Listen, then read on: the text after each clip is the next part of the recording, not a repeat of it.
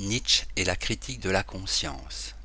Nietzsche est l'un des premiers à avoir conduit une critique systématique et totale de la conscience, ainsi que de ses valeurs psychologiques et morales. La conscience est une formation dérivée, dépendante de forces beaucoup plus profondes, et ne se préoccupe que de l'inessentiel et du futile. Elle n'apparaît d'abord que dans le cadre du rapport entre dominant et dominé, et répond à la faiblesse humaine du besoin de communication et de protection. Un solitaire ou une bête de proie s'en dispense aisément.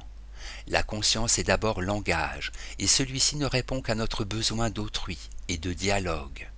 On peut admettre que l'homme pense toujours, comme Descartes, mais il est néanmoins rarement conscient, et n'a à l'être que dans le cadre étroit et inessentiel de la communication de ses propres pensées. Il n'y a donc pas lieu de diviniser la conscience, issue d'une faiblesse du moi, incapable de supporter sa solitude.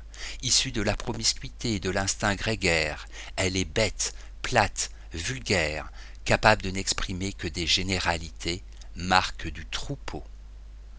Le moi individuel, au contraire, se définit et se saisit par des forces beaucoup plus intimes, profondes, riches et fécondes, qui échappent à cette conscience qui n'est que faiblesse pour autrui. Le véritable soi est muet, profond, grave et silencieux.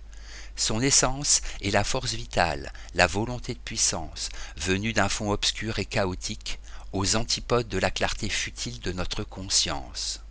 Celle-ci ne serait que la surface précaire dans son immobilité et son repos, d'un fond abyssal, inconnu qui en serait la vérité. Pur produit social et moral du tudois kantien, la conscience est une aliénation et une servitude, l'erreur de chacun sur soi.